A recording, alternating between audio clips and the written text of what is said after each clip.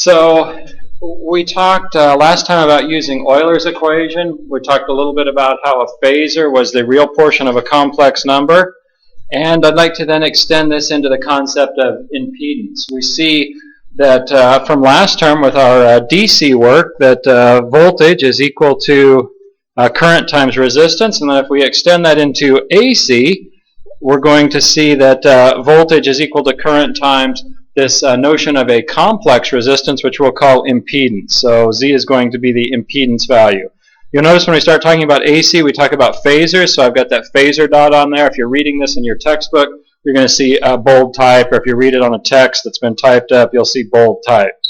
So phasor voltage V is equal to phasor current I times the impedance. Now we'll find out that the impedance is really not a phasor, but actually a complex number. But we give it the notation there with the phasor dot indicating that it's something different. It's certainly not a scalar.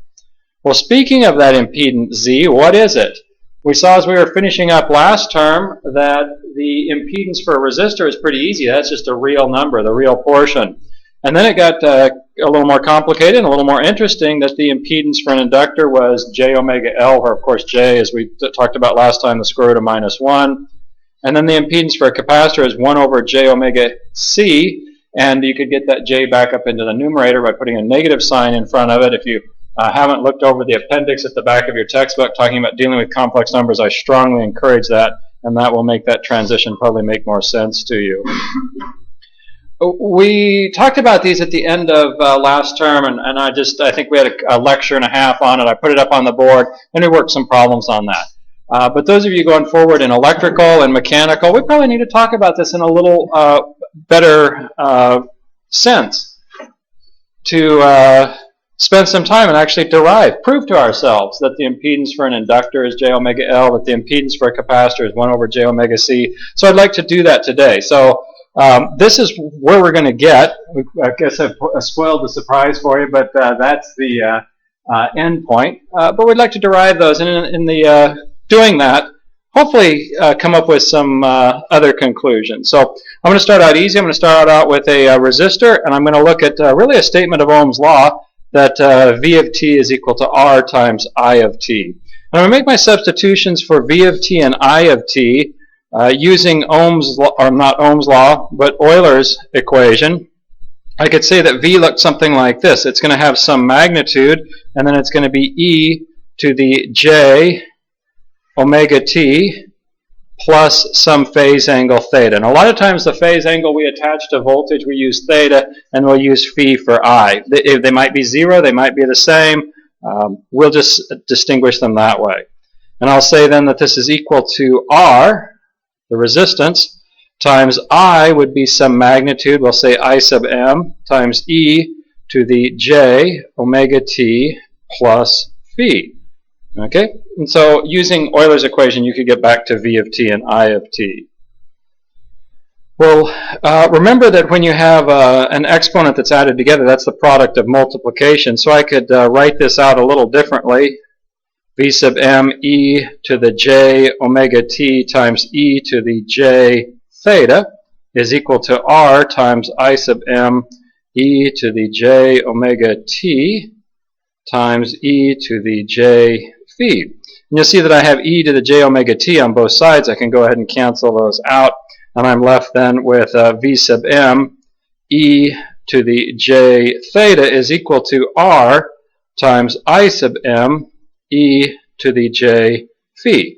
Now R is a real number, so for these to be equal to each other, we know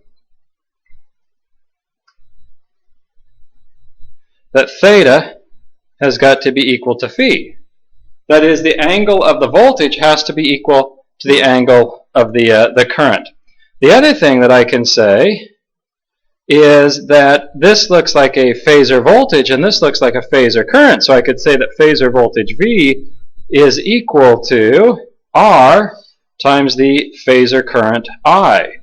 Or if I go back and look at my expression that we started with, that phasor voltage V is equal to phasor current I times the impedance, we can say that the impedance Z for a resistor is just equal to R. Okay, so we've got that one derived, and it was fairly easy. Beyond this derivation, I mean, you could do great work and not be able to reproduce this, and I'm not going to ask you to reproduce that on a test. But let's look at the practical implications of this. If I look in the time domain, so I'll have time here, and then I'll have the amplitude here, and I'll take a couple of waves. Maybe I have a wave like this that I will say is the voltage. And maybe I will have a much larger wave, probably didn't plan that very well, that I will say, so this is the voltage here, and this is the current. Okay. We know those have to be in phase. In the time domain, there is no phase shift between those. They are crossing at the same point in time. They are rising and falling at the same point, the current and the voltage. Now, I'd probably, instead of looking at this in the time domain, I'd like to look at this in the phase domain. So this is time. Here's the phasor. In the phasor domain, remember I'm going to go on to this plane that is the real, and then the imaginary. And I spell imaginary wrong with a J, because that's the J direction. Okay, so there's the imaginary. And what do we know? We know we have this voltage here. There's the voltage phasor. And right on top of it, I have the current phasor. They may not be the same magnitude. Obviously, they're not the same magnitude. The current appears larger, but they are in phase. That is, this angle here and that angle there, the angle of the voltage that we said was theta is equal to the angle of the current that we said is phi. So if I go down into lab and I measure voltage and I get an angle, and I measure current and I get an angle, and the angle is the same, what do I know that the object is? That the impedance is? Resistive, right? So now we can start to put things in black boxes and test them. We could measure the voltage across it. We can measure the current through it. And if it's in phase, we know that it is behaving like a resistor, right? Yeah. Questions with that? Yes? How did you come up with The phasor voltage and the phasor current? Oh, right here? Oh, right here? Okay. Well, that's just a different way of writing this thing. Yep. Okay. A little different way of writing that. Other questions? Well, let's try an example of this. So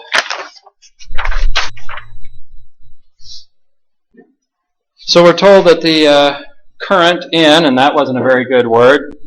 Probably we should be better off saying through. The current through a 10 ohm resistor is given in phasor form at 100 at an angle of 60 amps. So we got a lot of current going through there. We're told our frequency is 60 hertz, and we'd like to find the voltage across it. And we're asked for the voltage in the time domain. So while I'm going to solve this in the phasor domain, I will then at the end convert it to the time domain. So we've got a picture of what's going on over here. Let's use Ohm's law. V is equal to I times the impedance Z. We know for a resistor that this is really just going to be equal to I times R. I can simply put the value R in there. So as I go through this, we're going to have I. What was I? 100 at an angle of 60 times a resistance of 10. Or if you wanted to, maybe we should say 10 at an angle of 0. Okay. So when you go through this, what does it turn out to be? You're going to multiply the magnitude, so you're going to have 10 times 100, which is 1,000. You'll add the angle, 0 plus 60 gives you that. So you have 1,000 at an angle of 60. So if they wanted to know the answer in phasor form, you would say that the voltage across the resistor is equal to 1,000 at an angle of 60 volts. Now they were fairly specific here. They, me, whoever, I'm not sure. Okay. That we wanted it in the time domain. So how do I get it in the time domain? Well, we haven't used this piece of information. We now need to find out that piece of information. So we're going to have to say that omega, that's equal to what? 2 pi times the frequency f. So we could say that we have 2 pi times 60, which is equal to 377 radians per second. So then I can say that the voltage across the resistor in the time domain is going to be equal to that magnitude. So there's that 1,000. So just to be sure where these come from, there's the 1,000. Times the cosine. We're going to base everything on the cosine. Actually, when I learned this, and I was sitting where you are, we learned it based on sine, but your author uses cosine. I'll use cosine, be a little more consistent. When you switch from sine to cosine, you're only subtracting or adding 90 degrees, and if the wave's been going on since minus infinity and going to go on to positive infinity, it doesn't really matter, does it? Okay, but we'll do cosine. So we've got cosine, and then we've got the frequency, omega, so 377 times t plus our phase shift, there is 60. So that 60 comes right down there, and this is volts. So here is the answer in phasor form. Here's the answer in time domain. And we notice that either way, they are in phase with the current. The voltage is in phase with the current. That's what we'd expect for a resistor, right? Questions of that? Yes? I was kind of curious. Is that like a large number? Well, Like last time we were looking at like 3 volts, you're like 3 volts isn't a lot. I don't know. yeah. So the question is that a large number? 100 amps is definitely a large number. And we're going to need some probably number 2 wire, number 4 wire to handle that. So it's going to be the size of your little finger probably. We're going to have that much copper in there. So I would say that's a good sized current. It depends in context. I mean, that's all the current in the world for someone that's designing the next microprocessor. For the people up at Pacific Power, that's not very much. So 100 amps. I mean, when you dial up 100 amps on the welder, that'll make things spark. Yes, back there. Yes, absolutely. That's how I know. And we'll see with a capacitor and an inductor soon how they will not be, so it'll be a little easier to see this in context. Other questions? Yes? So the same back and forth from your time domain and phase domain. Does your time domain function catch up with the time? Yes, it does have to be a cosine. So usually when we are presented a sine, we will convert it to cosine and then go into the phasor domain. And then when we come back out, we'll go to a cosine. And then if for some odd reason we want to answer in terms of sine, we would then change the angle to do that. So that's something to keep in mind. Other questions? Good questions. Well, the resistance is fairly easy. The inductors and capacitors are a little more interesting, a little more difficult. So let's spend some time on those. So we'll start out with the inductor then. And if we go way back to the middle of last term and talk about the governing equation for an inductor, I think either this term or next term in physics, you'll talk about this also. We have that the voltage across an inductor is equal to the value of the inductor in henries, that's L, times the derivative of the current. And if I then make the substitution, if I say that, maybe note that V of t is equal to V sub m e to the j omega t plus theta, just like we did last time, and that I of t is equal to I sub m e to the j omega t plus, we'll have phi here. So when I substitute those into that, I get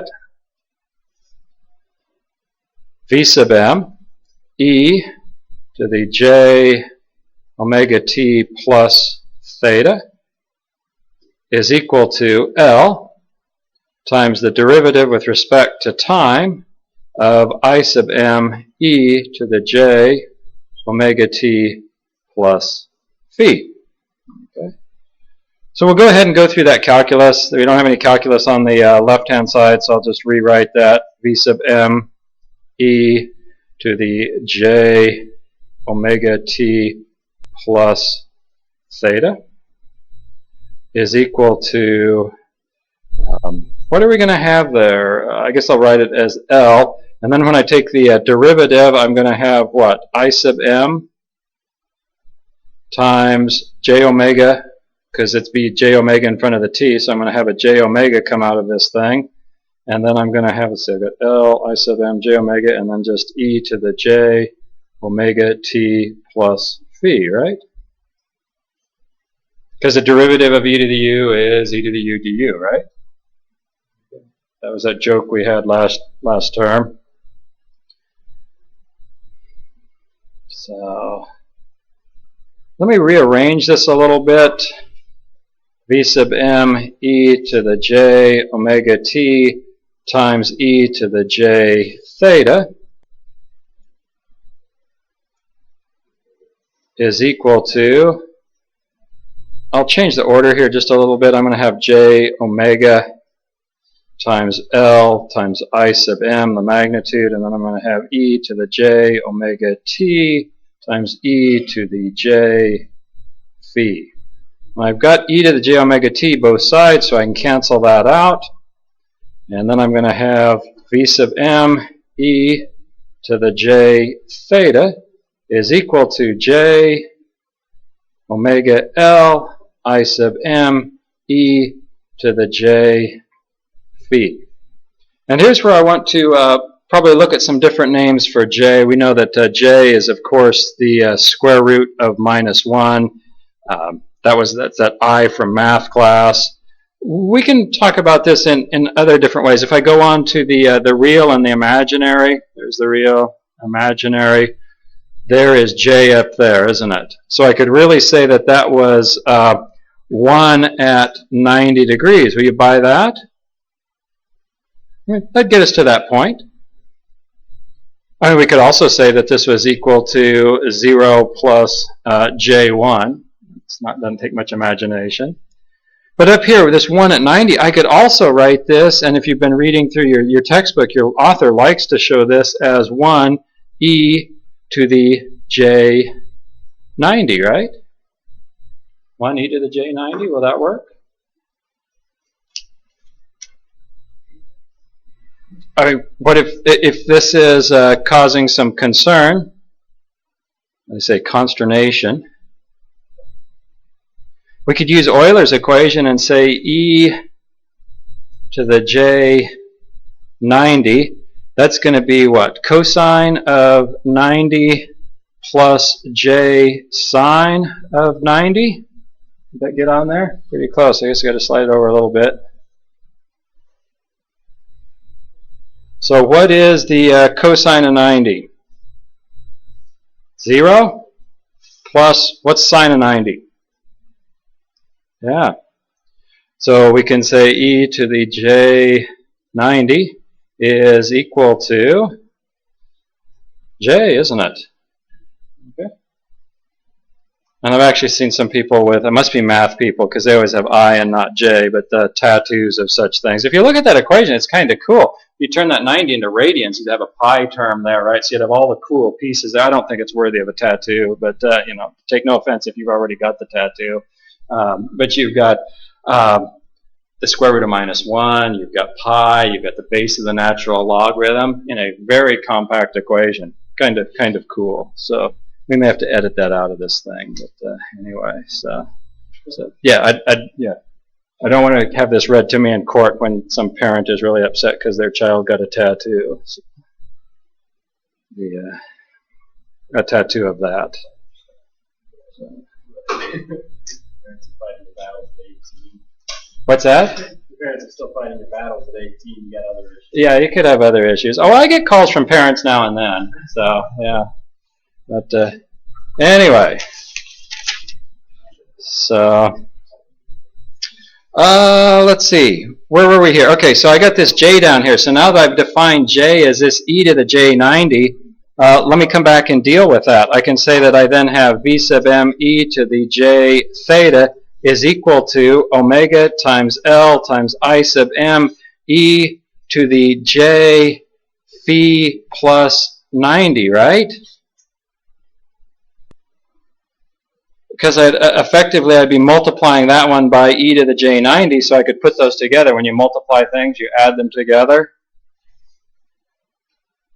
So for the left-hand side to be equal to the right-hand side, we can conclude then that theta has got to be equal to phi plus 90 degrees. If the real portion of the left-hand side and is to equal the real portion of the right-hand side, and the imaginary portion of the left-hand side is equal to the imaginary portion of the right-hand side, they had better be equal to that expression, that theta is equal to phi plus 90 degrees.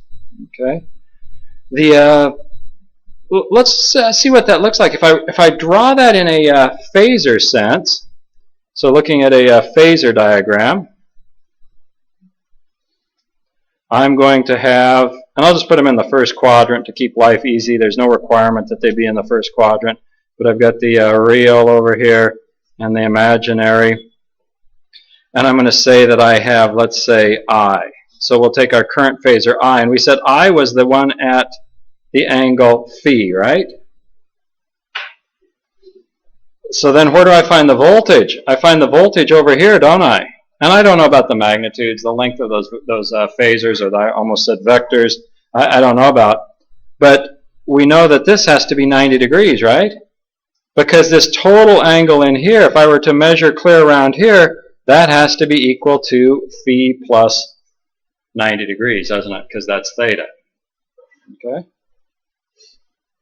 So I can say with that the voltage... How come the exponents have to equal one another? Well, if you take the exponents apart with Euler's equation, you want your sine and cosine terms to cancel out to be the same on both sides.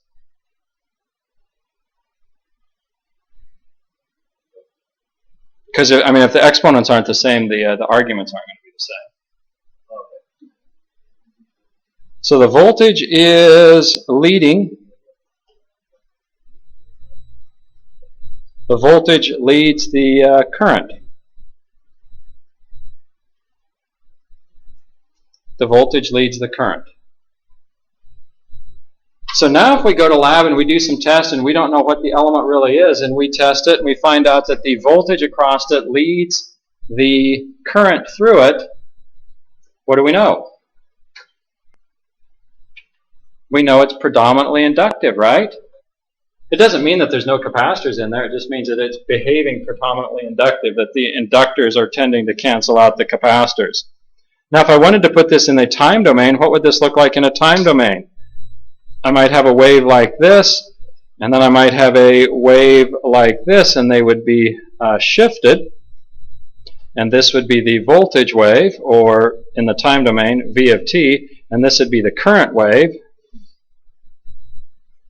I of t. The voltage would be leading the current. Questions with that? So the voltage leads the current. And I mean, we could come down here, and I mean, there's an important conclusion that we can make, that phasor voltage V, that's from this term here, is equal to J omega L, there's J omega L up there, times the phasor current. So that's why we see that the impedance Z for an inductor is equal to J omega L. Okay? I derived that expression that we've used before, but probably the most important thing that I have on this page is that the voltage leads the current. That allows me to figure out what's going on.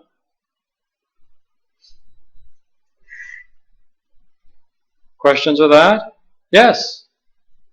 Okay, if you gave us like this black box with something on the inside we didn't know, and you said connector leads onto there, and we saw that the voltage was leading the current, or if they lined up, you'd be able to tell if there's an inductor or resistor. Yeah, exactly. If I gave you a black box or something and wanted you to tell me what it was, and we're going to do that in lab. I don't have time or want to black out a bunch of components, so you're going to know what the components are, but you're going to measure it, and if they're, like you say, if they are in phase, you'll know that it's resistive.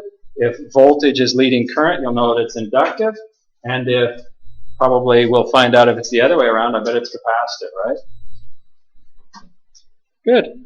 Well, let's go on. I'm not going to do an example of this one. We'll tackle the capacitors and then come back and do the examples all at once. There's one more thing I want to do when we get the capacitor done. But let's look at this capacitor, and this is going to be a lot like the inductor. Our governing equation is different, but the process is exactly the same.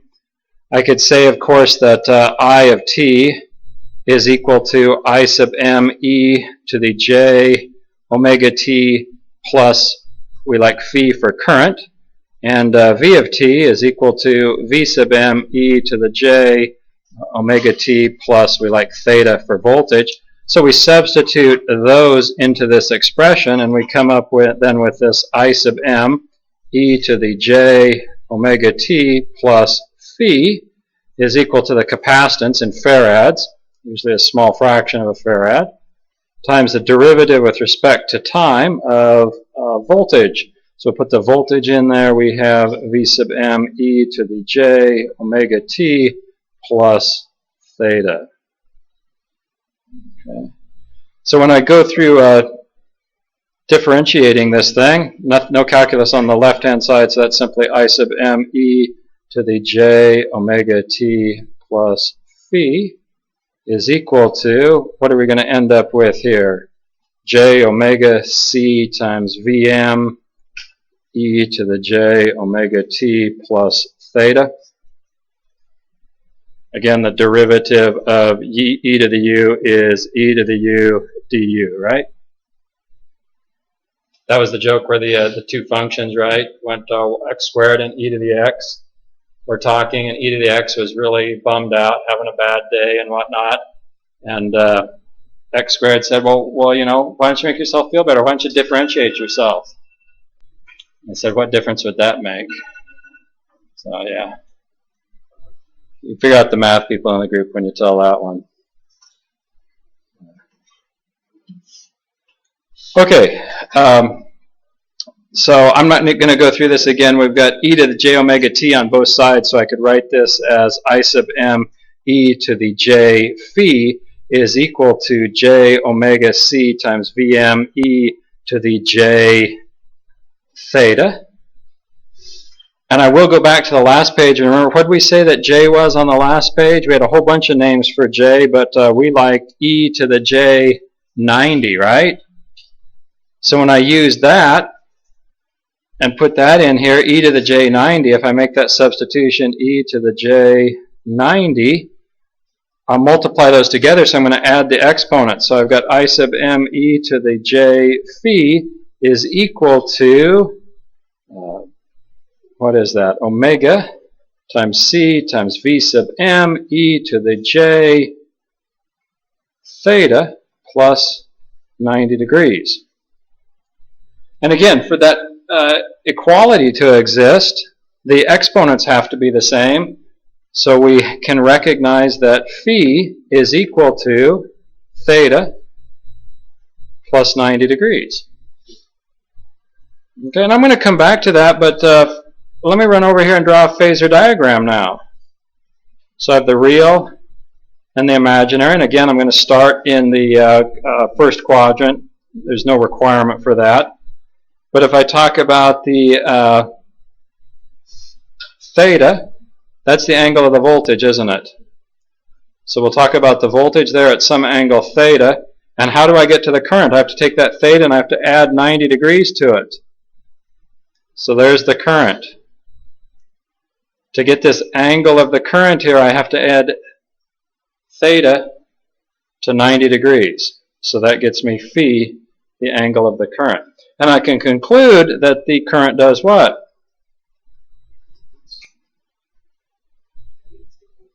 Yeah.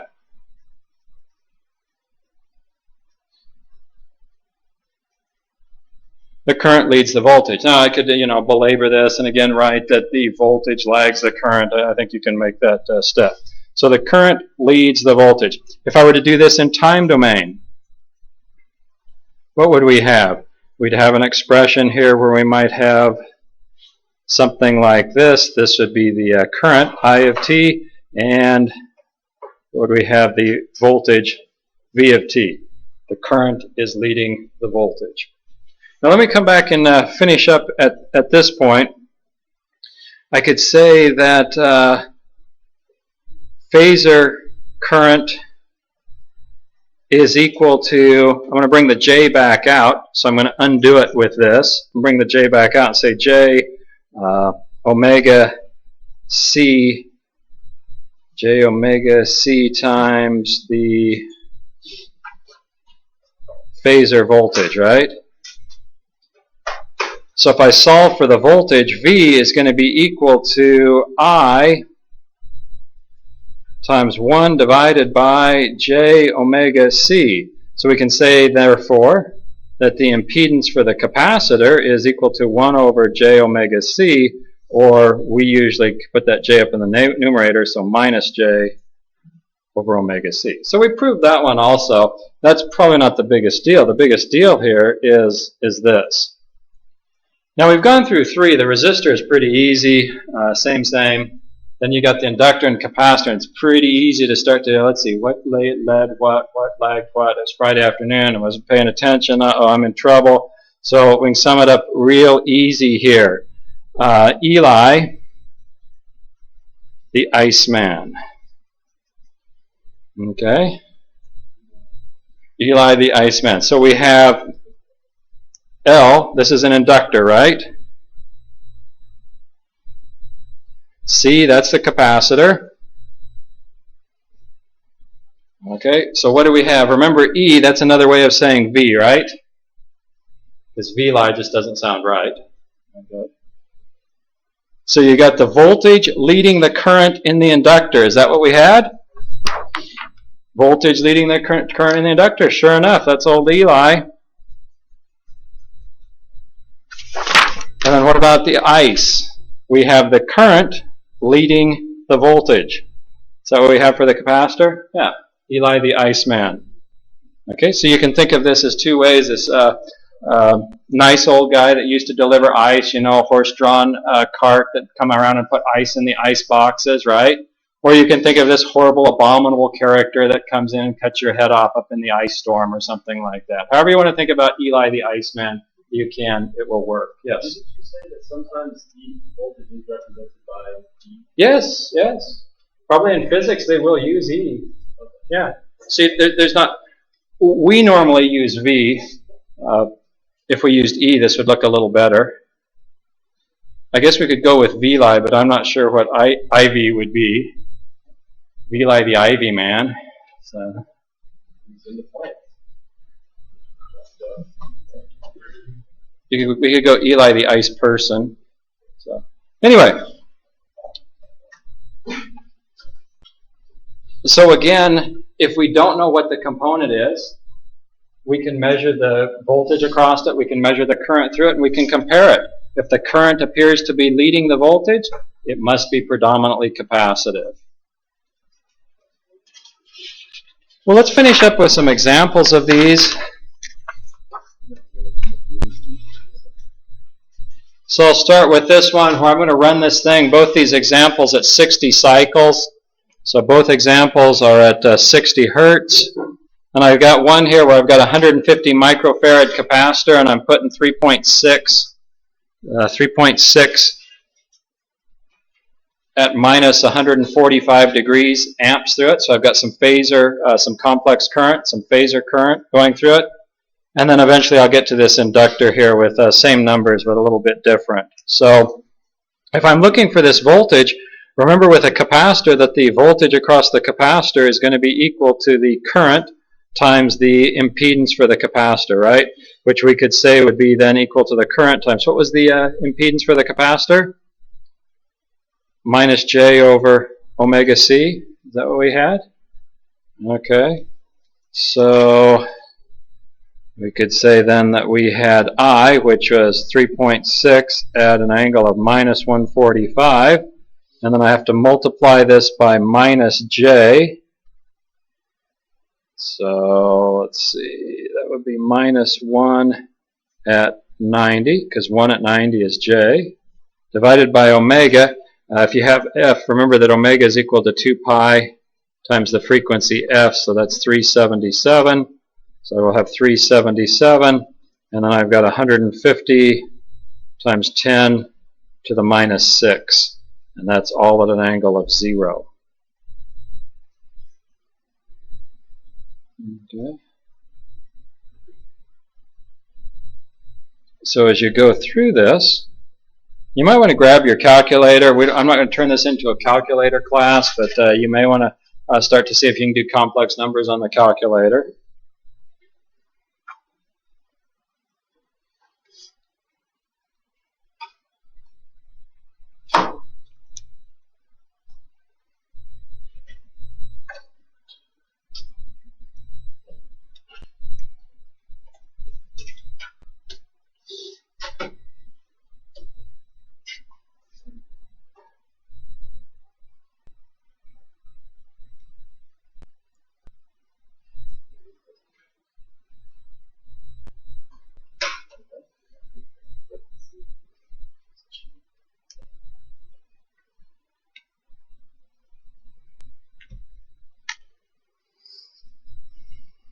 So you come up with what? 63.6 at an angle of 125? That would be volts. Okay. Now, if you ended up putting this J down in the denominator as a positive number, you might have come up with something that looked like this. Your calculator probably wouldn't, but if you did the math by hand, you could well have come up with this, 63.6 at an angle of minus 235. Is that the same answer? Well, let's see. Let's go to our complex plane. Real, imaginary. So I got 6.3 at 125. We're going to be 63.6. We're going to be about somewhere right in there, right? Where this angle is 125. So if I go minus 235, does that get me there? Yeah. Now your calculator probably will not give that answer because it'll never give an answer with a negative greater than 180. It usually corrects that. Anyone get these answers? Would we type it in with the angle that we have to convert it back to? I hope you can type it in with the angles because it's going to be kind of long if you have to convert it to a rectangular form. Is the angle with the I? Or you can type it in with you could type it in as a J or an I. Maybe that'll work. I'm not sure which calculator you have or how you're trying to do it. If you're struggling with this, you now know what you're working on this weekend, right? You'll do this in your calculator. You ought to be able to, at this point, get through about the first 8 homework problems. So if you're working on the homework, that should give you somewhere to shoot for. Let's see if we can tackle this inductor. It's probably a little bit easier. So the voltage across the inductor is going to be equal to I times the impedance of the inductor. And that would be then I times j omega L, right? So we could see that this was 3.6 at an angle of minus 145 times j. We could just put j in, or I think I'm going to put 1 at 90. And then I have omega, which is 377. And 150 millihenries is going to be what? 0.150. So we'd multiply, if you're doing this by hand, 3.6 times 1 times 377 times 0.150 at an angle of minus 145 plus 90, which should turn out to be equal to 203 at an angle of minus 55. That would be volts. Now, can we get some relative confirmation on these answers? Let's draw a Phasor diagram for this. So here's the real, here's the imaginary, and we said the current was what? 3.6 at minus 145, so there's the current, about minus 145. And where's the voltage? Minus 55. So there's your voltage. What did we say the inductor was supposed to be? Yeah, voltage leads current. Is that true? Should be. If you were to think about these voltage phasors rotating around, when we start talking about 3-phase, we'll talk about them rotating around. The voltage is going to get to you first, right? Yeah. Let's come over here.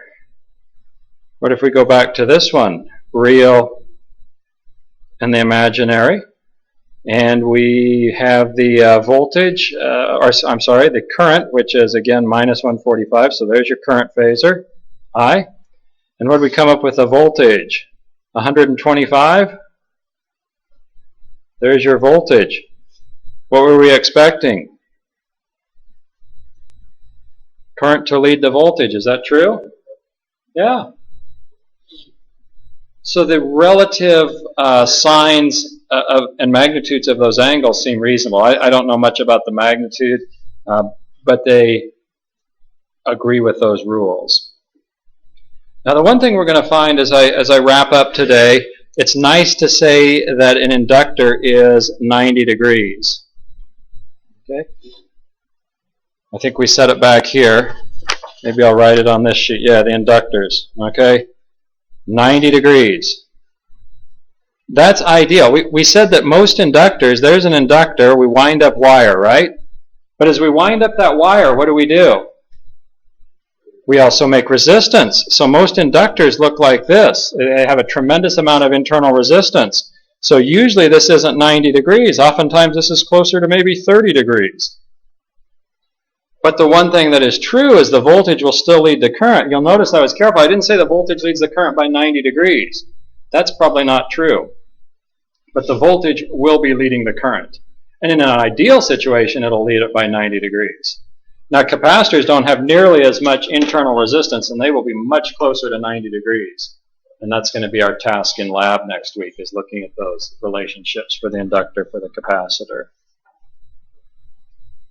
That gets us to a point where we can start to look at an awful lot of problems. When we get together next time, I'll talk about the implications of this for the laboratory, and then we'll start working some problems and get to practice this. Take care till then. Mark, you have a previous slide you were on first?